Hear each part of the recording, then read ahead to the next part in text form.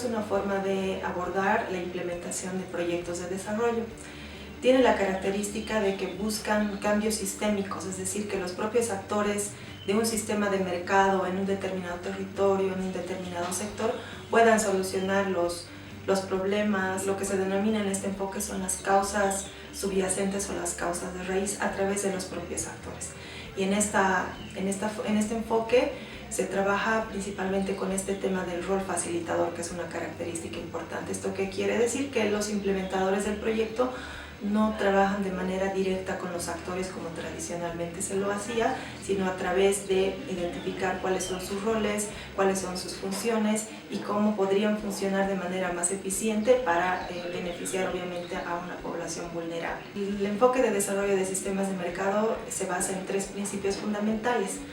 Es el de la escala, es decir, que se pretende llegar a un número importante de actores en un determinado sector, en un determinado territorio.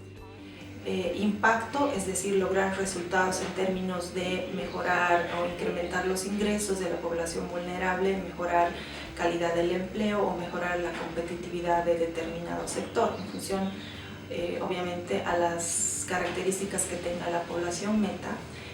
Y la sostenibilidad, que eso es también otra de las características a diferencia de los enfoques tradicionales, que desde el inicio uno entra con la idea de hacer más eficientes las funciones de los sistemas de mercado, identificando cuáles son los incentivos y cuáles son las capacidades de estos actores para que las soluciones, las intervenciones que se validen o que se prueben puedan beneficiar a la población vulnerable.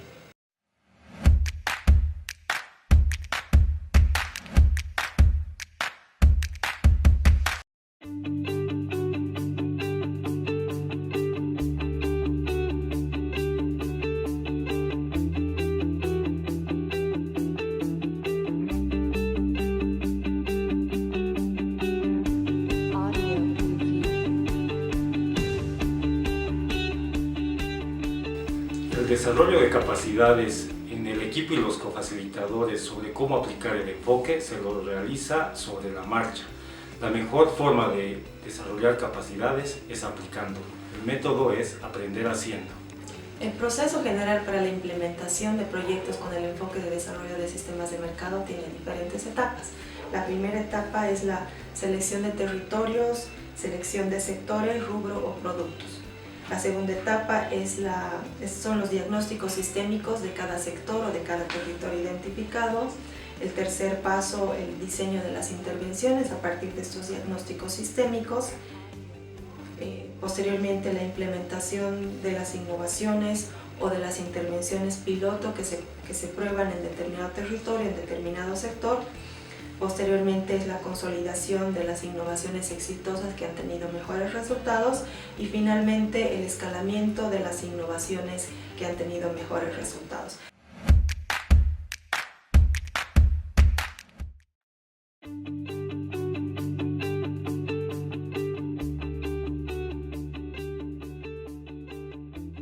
Una señal de la comprensión adecuada de un sistema es la capacidad de describirlo adecuadamente y con precisión, es decir, identificando sus características clave.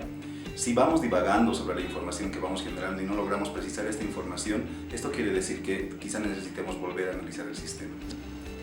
En los diagnósticos sistémicos es importante tomar en cuenta el enfoque de género. Esto quiere decir diferenciar las necesidades, el acceso a recursos tanto de hombres como mujeres. Generalmente las mujeres tienen menos acceso a recursos y esto también tiene que ser reflejado en el análisis del grupo meta. El acceso y control a los recursos, tanto tangibles como intangibles, es una parte importante que dentro del análisis de género se debe tomar en cuenta.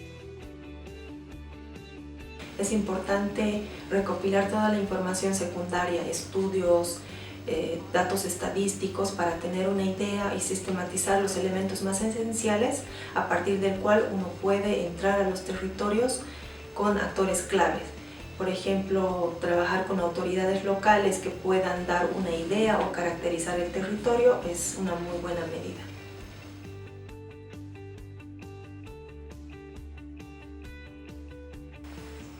Además del número de personas o familias, los actores en el territorio y la conectividad con el mercado, hemos generado mapas e índices que nos ayudan a seleccionar más objetivamente los territorios con potencial comercial.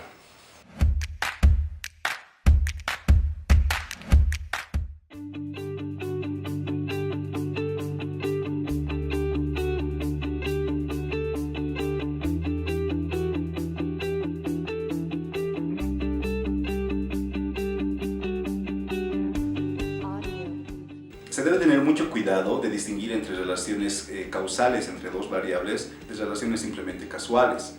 Así, por ejemplo, no es lo mismo ganar $1000 en una competencia de atletismo como resultado del esfuerzo de uno mismo que ganar esos $1000 en un sorteo de la lotería.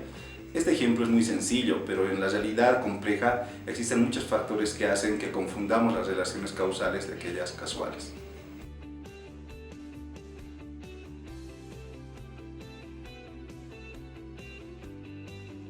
En general se ha visto que muchos problemas y cuellos de botella en las cadenas de valor y en las causas subyacentes se repiten, es decir, que intervenciones que fueron diseñadas con anterioridad pueden ser aún efectivas. Lo que generalmente cambia son los actores o aliados en el mercado.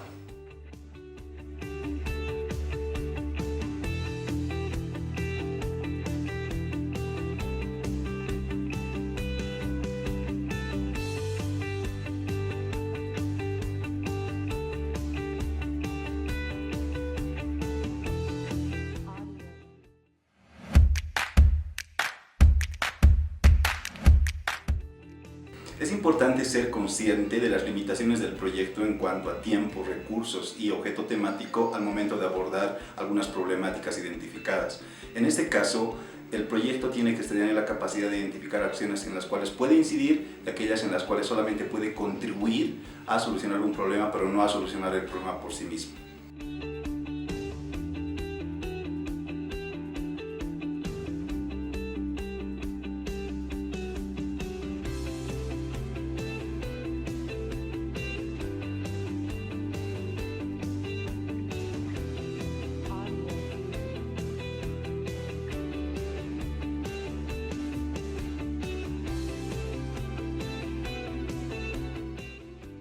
Tenemos que entrar al campo habiendo hecho un análisis previo de la información existente, conociendo claramente las brechas de información que nos faltan. Inclusive, es importante tener una visión de cambio en el grupo meta, en las funciones de apoyo y en las reglas. Así, nuestra entrada al campo es mucho más eficiente porque buscamos a los actores adecuados, hacemos las preguntas correctas y también es importante hacer grupos focales con el grupo meta para conocer sus sistemas de producción y sus medios de vida. En este video hemos descrito 3 elementos: los conceptos básicos del enfoque DSM, la forma de abordaje de proyectos bajo este enfoque y algunas recomendaciones para el diagnóstico, diseño e implementación de los proyectos. Es muy complejo analizar un sistema y puede ser demandante, sin embargo, los resultados cuando uno tiene que aplicar intervenciones bajo esta descripción son muy interesantes.